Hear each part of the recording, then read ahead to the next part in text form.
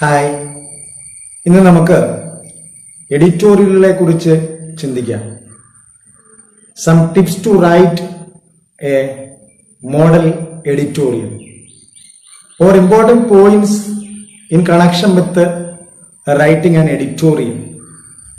ഒരു മാധ്യമത്തെ സംബന്ധിച്ചിടത്തോളം എഡിറ്റോറിയൽ എന്നത് ആ സ്ഥാപനത്തിന്റെ മുഖമാണ്. എഡിറ്റോറിയലുകളെ കുറിച്ച് പറയുന്നത് ന്യൂസ് ഓൺ വ്യൂസ് എന്നാണ്.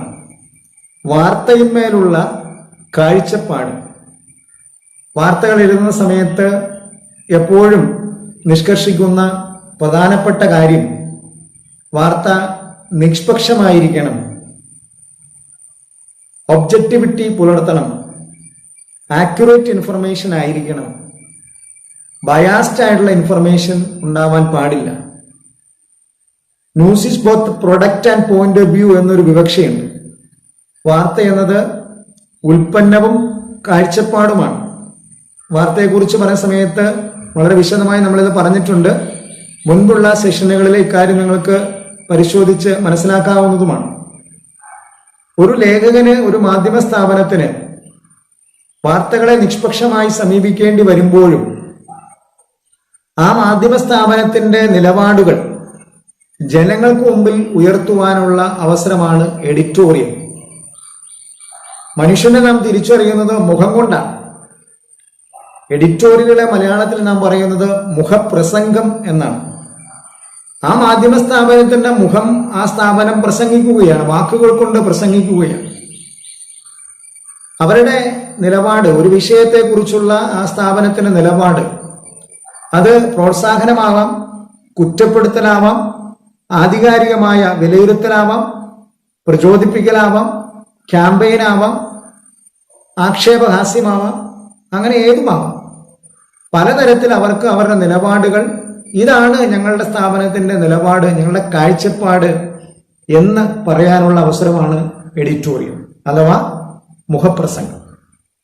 മുഖപ്രസംഗത്തെക്കുറിച്ച് നമ്മുടെ പ്രഥമ പ്രധാനമന്ത്രി ജവഹർലാൽ നെഹ്റുവിന്റെ കാഴ്ചപ്പാട് വളരെ ചിന്തോദ്ദീപകമായിട്ടുള്ള ഒന്നാണ്. അദ്ദേഹം പറയുന്നത് ഇങ്ങനെയാണ്: if a reader is told to do this or that, he might resist, but a slightly daily dose, if it is right, can improve his mind, and if it is wrong, can corrupt him. This is what editorial does. അതായത് നമ്മൾ ഒരാളോട് ഈ കാര്യം ചെയ്യണമെന്ന് നിർദ്ദേശിച്ചാൽ അയാൾ സ്വാഭാവികമായിട്ടും അതിനെ എതിർക്കും. എന്നാൽ സാവധാനം ഓരോ ദിവസവും ചെറിയൊരു ഡോസ് വീതം നമ്മൾ കൊടുത്തുകൊണ്ടിരുന്നാൽ അദ്ദേഹത്തിന്റെ നിലപാടുകളെ, മനസ്സിനെ തന്നെ മാറ്റിയെടുക്കുവാനും ദോഷകരമായ കാര്യങ്ങളിൽ നിന്ന് മാറി ചിന്തിക്കുവാനും കഴിയും. ഇതാണ് ഒരു എഡിറ്റോറിയൽ ചെയ്യുന്നത്. അത്രമാത്രം സ്വാധീനം ഒരു എഡിറ്റോറിയലിന് ഉണ്ട്. പബ്ലിക് സർവീസ് ജേർണലിസം എന്ന വാക്കിനോട് ചേർത്ത് പെർസ്യൂസീവ് കമ്മ്യൂണിക്കേഷൻ എന്ന വാക്കുകൂടി ചിന്തിക്കുമ്പോൾ എഡിറ്റോറിയലിന്റെ പ്രസക്തി എത്രമാത്രം ഉണ്ട് എന്നുള്ള കാര്യം നമുക്കറിയാം.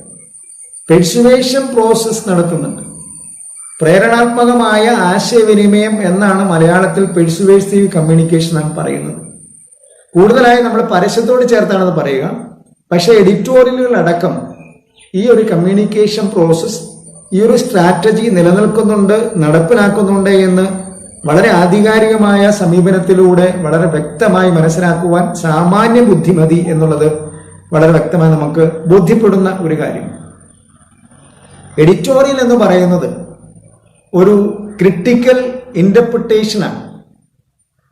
പ്രധാനമായിട്ടും കണ്ടംപററി ഇവന്റ്സിനെ, സമകാലിക സംഭവങ്ങളെ ആധികാരികമായി വിലയിരുത്തുന്നു. ആ വിലയിരുത്തൽ മാധ്യമ സ്ഥാപനത്തിന്റെ നിലവാരത്തിനും കാഴ്ചപ്പാടിനും നയത്തിനും ആശയഗതിവിഗതികൾക്കും അനുസൃതമായി വിലയിരുത്തുന്നു എന്നുള്ളതാണ്. ഒരേ കാര്യം തന്നെ പല മാധ്യമ സ്ഥാപനങ്ങൾ പല രീതിക്ക് അവതരിപ്പിക്കുക. ഇനി നമുക്ക് എഡിറ്റോറിയലിന്റെ പ്രധാനപ്പെട്ട ലക്ഷ്യങ്ങൾ, പരിശ്രമങ്ങൾ എന്താണ് എന്ന് നോക്കാം. പ്രധാനമായി 3 ലക്ഷ്യങ്ങളാണ് അല്ലെങ്കിൽ 3 അറ്റംപ്റ്റ് ആണ് എഡിറ്റോറിയൽ നടത്തുന്നത്. ഒന്നാമത്തത് ടു ഇൻഫോം ഓർ എക്സ്പ്ലെയിൻ. ആളുകളെ ഒരു കാര്യം അറിയിക്കുകയോ ഒരു കാര്യം വിശദീകരിക്കുകയോ ചെയ്യുക. വളരെ വ്യക്തമായി നമുക്ക് എളുപ്പത്തിൽ മനസ്സിലാക്കാൻ കഴിയും. To inform or explain. രണ്ടാമത്തത് ടു പെർസ്യൂഡ് ഓർ കൺവിൻസ്. ഒന്ന് പിൻഗമിപ്പിക്കുക, പ്രേരണാത്മകമായ നിലപാടെടുത്ത് അത് ചെയ്യുവാൻ ആളുകളെ പ്രോത്സാഹിപ്പിക്കുക, പരിശ്രമിപ്പിക്കുക, ഒരു തരത്തിലുള്ള സ്വാധീനം നടത്തുക, അല്ലെങ്കിൽ കൺവിൻസ് ചെയ്യുക, ബോധ്യപ്പെടുത്തുക. അപ്പൊ 2 നമ്മൾ പറഞ്ഞു. മൂന്നാമത്തത് to stimulate insight in an entertaining or humorous manner. ഉൾക്കാഴ്ചയെ ഉദ്ദീപിപ്പിക്കാൻ വേണ്ടി നടത്തുന്ന ഒരു പരിശ്രമം ഈ എഡിറ്റോറിയലിനകത്ത് ഉണ്ട്. അങ്ങനെ 3 കാര്യങ്ങളാണ്. ഒന്നാമത്തേത് ടു ഇൻഫോം ഓർ എക്സ്പ്ലെയിൻ, രണ്ടാമത്തെ ടു പെർസ്യൂഡ് ഓർ കൺവിൻസ്, മൂന്നാമത്തത് to stimulate insight in an entertaining or humorous manner. ഉൾക്കാഴ്ചയെ ഉദ്ദീപിപ്പിക്കാൻ വേണ്ടി, ഉത്തേജിപ്പിക്കാൻ വേണ്ടി ഹ്യൂമറസ് ആയിട്ടോ അതല്ലെങ്കിൽ എന്റർടൈനിങ് മാനറിലുള്ള നിലപാടുകളൊക്കെ എടുത്തേക്കാം. എഡിറ്റോറിയലുകളെ ലീഡർ എന്നൊരു വാക്ക് ചേർത്ത് നാം വിളിക്കാറുണ്ട്. ലീഡർ ആർട്ടിക്കിൾ എന്ന് ചിലർ പറയാറുണ്ട്. ലീഡേഴ്സ് എന്നാണ് കൃത്യമായി നാം പറയേണ്ടത്. എഡിറ്റോറിയൽ എഴുതുക പലപ്പോഴും ചീഫ് എഡിറ്റർമാർ തന്നെയാണ് എന്നൊരു ധാരണ വായനക്കാരിലുണ്ട്. അത് ശരിയല്ല. ചീഫ് എഡിറ്റർമാർ എഡിറ്റോറിയൽ എഴുതാറുണ്ട്. വലിയ ഗൗരവകരമായ സാഹചര്യങ്ങളിൽ ചീഫ് എഡിറ്റർമാർ പേര് വെച്ച് എഡിറ്റോറിയൽ എഴുതാറുണ്ട്. എഡിറ്റോറിയൽ 1-ാം പേജിലേക്ക് പ്ലേസ് ചെയ്യാറുണ്ട്. പക്ഷേ എല്ലായ്പ്പോഴും എല്ലാ എഡിറ്റോറിയലുകളും എഴുതുന്നത് ചീഫ് എഡിറ്റർമാർ തന്നെയല്ല. അസിസ്റ്റന്റ് എഡിറ്റേഴ്സ്, തിങ്ക് ടാങ്ക് എന്ന പേരിൽ ഇതിനു മുമ്പുള്ള സെഷനിൽ നാം പറഞ്ഞിട്ടുള്ള അസിസ്റ്റന്റ് എഡിറ്റർമാരാണ് എഡിറ്റോറിയലുകൾ കൂടുതലായും എഴുതുന്നത്. അവര് അതാത് മേഖലകളിൽ വിവിധ വ്യത്യസ്ത തലങ്ങളിൽ പരിശീലനം സിദ്ധിച്ചിട്ടുള്ളവരും വ്യക്തമായ അവബോധമുള്ള ആളുകളുമാണ് എന്നുള്ളത് കൊണ്ട് ആ കാര്യം ഭംഗിയായി ചെയ്യാൻ അവർക്ക് കഴിയും.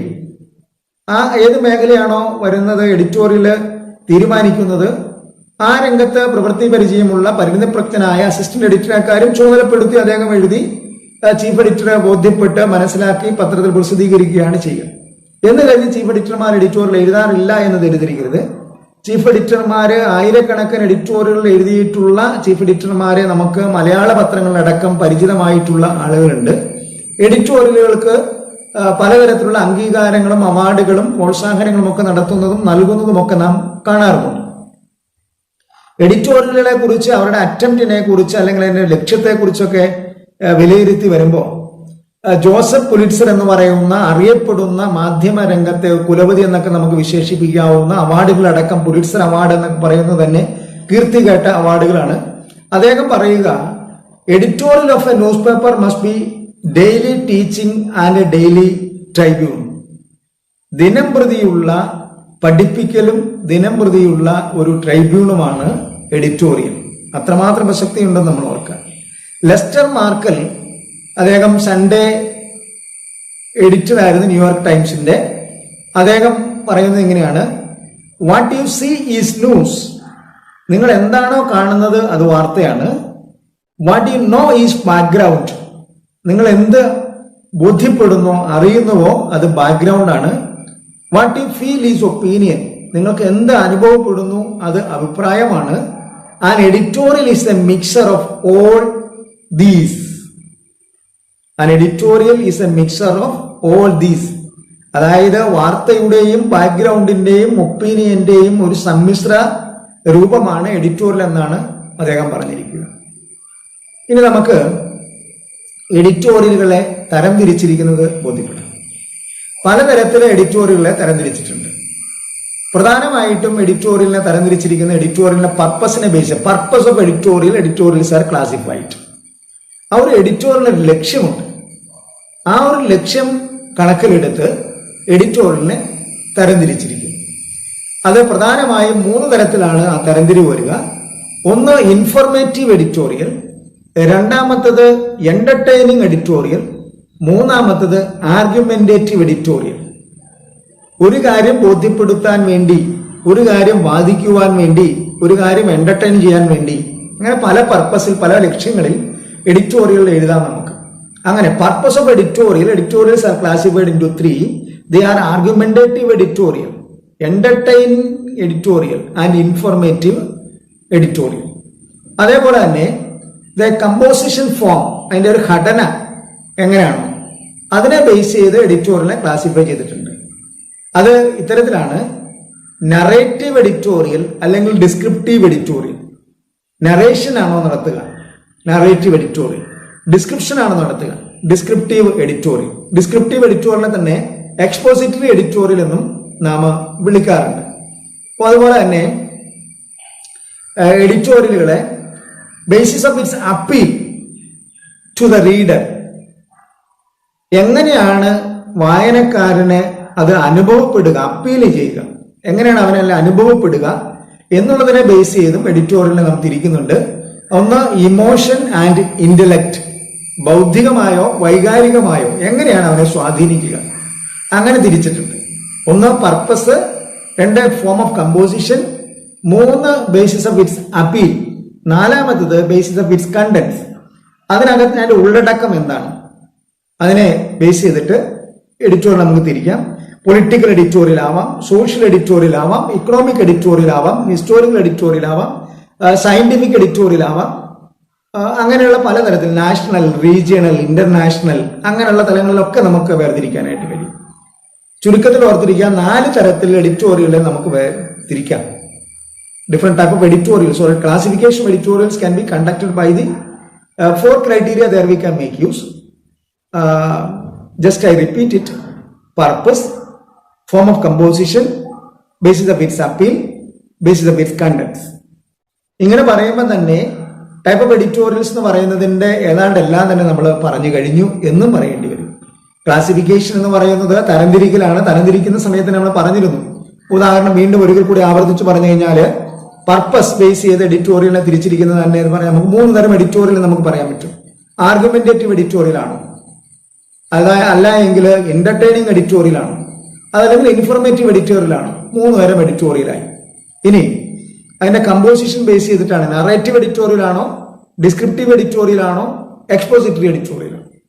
ഇങ്ങനെയാണ് എഡിറ്റോറിയലുകൾ പോവുക. സാധാരണഗതിയിൽ എഡിറ്റോറിയൽ എഴുതുന്ന സമയത്ത് ഏതാണ്ട് ഒരു 300 മുതൽ 4000 വാക്കുകൾ വരെ, ഏതാണ്ട് ഒരു സാധാരണ 1200 വാക്കുകൾക്ക് അപ്പുറമൊന്നും നമ്മൾ പോകാറില്ല. ഏതാണ്ട് ഒരു കണക്കതാണ് 300 മുതൽ 4000 വാക്കുകൾ വരെ എന്നൊരു കണക്കാണ്. വേർഡ് കൗണ്ടൊക്കെ ഇപ്പം നമുക്ക് കിട്ടും. പണ്ടത്തെ പോലെ തൊട്ടുണ്ടെങ്കിൽ നോക്കേണ്ട കാര്യമൊന്നുമില്ല. അങ്ങനെ ആരും പോകാറുമില്ല. സ്ഥിരമായി എഡിറ്റോറിയൽ എഴുതുന്ന ആളുകളില്ല, വാർത്ത എഴുതുന്ന ആളിന് തന്നെ ഒരു 10 സെന്റിമീറ്റർ 20 സെന്റിമീറ്റർ വാർത്ത എന്ന് പറഞ്ഞു കഴിഞ്ഞാൽ വാർത്ത ടൈപ്പ് ചെയ്യുന്ന സമയത്ത് തന്നെ നമുക്ക് മനസ്സിലാവും അറൗണ്ട് എത്രത്തോളം ആയിട്ടുണ്ട്. പേജിലെടുത്ത് വെക്കാതെ തന്നെ നമുക്ക് മനസ്സിലാവും. വിദ്യാഭ്യാസം ആന എടുക്കും എന്ന് പറഞ്ഞതുപോലെയാണ്. അപ്പോൾ നമുക്കത് കാണുമ്പോൾ തന്നെ എത്ര ഇത് കൂടുതലാണുള്ള മാറ്റം അല്ലെങ്കിൽ കുറവാണോ മാറ്റം എന്നൊക്കെ നമുക്ക് ബോധ്യപ്പെടും. സബ്ജക്റ്റ് വളരെ പെട്ടെന്ന് മനസ്സിലാവും. റിപ്പോർട്ടർ എഴുതുന്ന ആളുകളിൽ റിപ്പോർട്ടർക്കും അത് വളരെ വ്യക്തമായി വളരെ എളുപ്പത്തിൽ തന്നെ ബോധ്യപ്പെടാനുള്ള സാധ്യതകളുണ്ട്. അപ്പൊ ഏതാണ്ട് നമ്മുടെ ഒരു കണക്കെന്ന് പറഞ്ഞാൽ 1200 വാക്കുകളൊക്കെയാണ്. സാധാരണ അത് എക്സീഡ് ചെയ്യാറില്ല. ഒരു ടോട്ടൽ ലെന്ത് എന്ന് പറയുന്നത് അങ്ങനെയാണ് പോവുക. ഒരു എഡിറ്റോറിയലാണ് സാധാരണ പത്രങ്ങൾ വരിക. ഒന്നിലധികം എഡിറ്റോറിയൽ ഒരുമിച്ച് നമ്മൾ ചെയ്യാറുണ്ട്. ഒരു ബേസിക് ആയിട്ടുള്ള ഒരു ടോപ്പിക്കിനെ കുറിച്ച്, അതേപോലെ തന്നെ വേറൊരു അഡീഷണൽ ആയിട്ടുള്ള ടോപ്പിക്കിനെ കുറിച്ച് നമ്മൾ പറയാറുണ്ട്. അപ്പം ഇന്റർപ്രിറ്റേറ്റീവ് എഡിറ്റോറിയൽ, ഇന്റർപ്രിറ്റേഷൻ പ്രോസസ് നമ്മൾ നടത്തുന്നു. എക്സ്പ്ലനേറ്ററി എഡിറ്റോറിയൽ എന്നാൽ എക്സ്പ്ലനേഷൻ നമ്മൾ നടത്തുന്നു. ഒരു കാര്യത്തെ ആളുകൾക്ക് ബോധ്യപ്പെടുത്താൻ വേണ്ടി നമ്മൾ കാണുമ്പോൾ ഒരു വാർത്തയെ പലതരത്തിൽ നമുക്ക് സമീപിക്കാം. Different dimensions R possible. പല കോണുകളിൽ നമുക്ക് വീക്ഷിക്കാം. അത് ആ മാധ്യമ സ്ഥാപനത്തിന്റെ കാഴ്ചപ്പാടുകൾക്ക് അനുസൃതമായി ആ മാധ്യമ സ്ഥാപനം വീക്ഷിക്കുന്നു, അത് ബോധ്യപ്പെടുന്നു. അതാണ് ഈ പറയുന്ന ഇന്റർപ്രിറ്റേറ്റീവ് ആൻഡ് എക്സ്പ്ലനേറ്ററി എഡിറ്റോറിയൽ എന്ന് പറയുന്നത് കൊണ്ട് നമ്മൾ വ്യക്തമാക്കുന്നത്. വേറെ 1-2 പറയാം. ഇൻഫോർമേറ്റീവ് എഡിറ്റോറിയൽ, ഒരു കാര്യം, അതായത് ഇപ്പൊ എന്താ പറയുക, വിദേശ നിക്ഷേപത്തെ കുറിച്ച്, മാധ്യമ മേഖലയിലുള്ള വിദേശ നിക്ഷേപത്തെ കുറിച്ചുള്ള കേന്ദ്ര സർക്കാരിന്റെ നിലപാട് ഒരു ഇൻഫോർമേറ്റീവ് എഡിറ്റോറിയലാണ്. അതെങ്ങനെ നമ്മളെ ബാധിക്കും, അല്ലെങ്കിൽ ഒരു ഫോറിൻ ഡെവലപ്മെന്റ് എന്തു ആകട്ടെ. അപ്പം ആ ഒരു വിഷയം അതെങ്ങനെ നമ്മളെ ബാധിക്കും, അതിന്റെ ഇൻഫർമേഷൻ ആളുകൾക്ക് നമ്മൾ കൊടുക്കുക. ആളുകളെ ബോധ്യമുള്ള ആളുകളാക്കി വായനക്കാരെ മാറ്റുക. മറ്റൊന്ന് ആർഗ്യുമെന്റേറ്റീവ് എഡിറ്റോറിയലാണ്. ആർഗ്യുമെന്റേറ്റീവ് എഡിറ്റോറിയൽ എന്ന് പറഞ്ഞാൽ നമുക്കറിയാം, ആളുകളെ കൺവിൻസ് ചെയ്യാൻ വേണ്ടി നമ്മൾ പരിശ്രമിക്കുക. അതായത് പോയിന്റ് ഓഫ് വ്യൂവിലേക്ക്, ആ നിലപാടിലേക്ക് ആളുകളെ കൊണ്ടുവരിക. Persuasion process there we conduct. പിന്നുള്ളതെന്ന് പറഞ്ഞാൽ എഡിറ്റോറിയൽ ന്യൂസ് ഡെവലപ്മെന്റ്സ്. ഒരു വാർത്താ സംഭവത്തെ കുറിച്ച്, ഒരു ഭൂകമ്പമാകാം, ഭൂചലനമാകാം, കൊടുങ്കാറ്റാകാം, അങ്ങനെ ഏതെങ്കിലും സംഭവം, ആ സംഭവത്തെ കുറിച്ച് ഒരു വാർത്ത ഉണ്ടായ വാർത്തയെ അധികരിച്ച്, ഇപ്പൊ സുനാമി വാർത്ത അധികരിച്ചിട്ട് COVID-19 അല്ലെങ്കിൽ കൊറോണ അങ്ങനെയുള്ള ഓൾറെഡി എക്സിസ്റ്റ് ചെയ്യുന്ന ഒരു സംഭവമുണ്ട്, അതിനെക്കുറിച്ചുള്ള ഒരു എഡിറ്റോറിയൽ നമുക്ക് എഴുതാം. അടുത്ത അമ്യൂസ് ആൻഡ് എന്റർടൈൻ എഡിറ്റോറിയൽ. സാധാരണഗതിയിൽ മലയാള പത്രങ്ങൾ അത്തരത്തിലുള്ള എഡിറ്റോറിയൽ എഴുതുന്ന ഒരു രീതി ഇല്ല, ഹാസ്യാത്മകമായി നമ്മൾ എഴുതാറില്ല. അമ്യൂസ് എഡിറ്റോറിയൽസ് ഒരു അത്തരത്തിലുള്ള എഡിറ്റോറിയൽ നമ്മൾ സാധാരണ ചെയ്യാറില്ല. പക്ഷേ ഇംഗ്ലീഷ് ന്യൂസ് പേപ്പറുകളാണ് ഇത്തരത്തിലുള്ള എഡിറ്റോറിയലുകൾ സാധാരണ എഴുതുക. ആളുകളെ ജസ്റ്റ് ഒന്ന് എന്റർടൈൻ ചെയ്യാൻ വേണ്ടി, ഒന്ന് അമ്യൂസ് ആക്കാൻ വേണ്ടി ചെയ്യുന്ന എഡിറ്റോറിയലാണ് നിൽക്കുന്നത്. ഇനി നമുക്കുള്ളത് എഡിറ്റോറിയലും ന്യൂസുമായി ഉള്ള വ്യത്യാസം വലിയ ഒരു വിഷയമാണ്. വലിയ ആധികാരികത അനിവാര്യമായിട്ടുള്ള ഒരു മേഖലയാണിത്. Editorial versus news or editorial page versus news page, അതിനെക്കുറിച്ച് നമുക്ക് മറ്റൊരു സെഷനിൽ കാണാം. തീർച്ചയായിട്ടും ചാനൽ സബ്സ്ക്രൈബ് ചെയ്യുക, മറ്റുള്ളവർക്ക് ഷെയർ ചെയ്യുക. പലപ്പോഴും കാണുന്നത് ഒട്ടേറെ ആളുകൾ ഇത് കാണുന്നു, ഉപയോഗിക്കുന്നു, പക്ഷെ സബ്സ്ക്രൈബ് ചെയ്യുന്ന കാര്യത്തിൽ അല്പം വിശക്ക് പലരും കാണിക്കുന്നുണ്ട്. സബ്സ്ക്രൈബ് ചെയ്ത് പ്രോത്സാഹിപ്പിക്കാൻ നിങ്ങൾക്ക്. ഒപ്പം ബെല്ലൈക്കൺ അമർത്തിയാൽ പുതിയ പുതിയ വീഡിയോ അപ്ലോഡ് ചെയ്യുന്നത് നിങ്ങൾക്ക് ലഭിക്കും. ആ വീഡിയോ നിങ്ങൾക്ക് പ്രയോജനപ്പെടുത്താം. മറ്റാളുകളിലേക്ക്, മാധ്യമ മേഖലയുമായി ബന്ധപ്പെട്ട ആളുകളിലേക്ക് ഈ വിശേഷങ്ങൾ പങ്കുവെക്കാനും നിങ്ങൾ പിശുക്ക് കാണിക്കില്ല എന്ന് കരുതട്ടെ. അപ്പം സബ്സ്ക്രിപ്ഷൻ മറക്കേണ്ട, ബെല്ലൈക്കൺ പ്രസ് ചെയ്യുന്നത് മറക്കേണ്ട. നമുക്ക് കൂട്ടായി മാധ്യമ മേഖലയിൽ, പ്രത്യേകിച്ച് മലയാളത്തിലുള്ള ക്ലാസുകൾ ദൗർലഭ്യമെന്ന് ഒട്ടേറെ കമന്റുകൾ വരുന്നുണ്ട്. ഏതെങ്കിലും മേഖലയുമായി ബന്ധപ്പെട്ട കാര്യങ്ങൾ അവതരിപ്പിക്കണം എന്നുണ്ടെങ്കിൽ അത് നിങ്ങൾക്ക് ആവശ്യപ്പെടാം, കമന്റ് വഴി നിങ്ങൾക്ക് ആവശ്യപ്പെടാം. ഒപ്പം ഈ വീഡിയോയിൽ എന്റെ വാട്സപ്പ് നമ്പറും ഫേസ്ബുക്ക് അക്കൗണ്ടും കൃത്യമായി, യൂട്യൂബ് അഡ്രസ്സും കൃത്യമായി നൽകുന്നുണ്ട്. അത് നിങ്ങൾക്ക് പ്രയോജനപ്പെടുത്താം. സംശയങ്ങളുടെ നിവാരണവും പുതിയ മേഖലയുമായി ബന്ധപ്പെട്ട കണ്ടെത്തലുകളും ഒക്കെ എല്ലാവർക്കും സന്തോഷകരമാണ്. എല്ലാവർക്കും ഉപകാരപ്രദമാകുന്ന രീതിയിൽ നമുക്ക് ഒരുമിച്ച് കൂട്ടായ പരിശ്രമം നമുക്ക് നടത്താം. അപ്പോൾ എല്ലാവർക്കും തൽക്കാലം അടുത്ത സെഷൻ വരെ ഓക്കെ.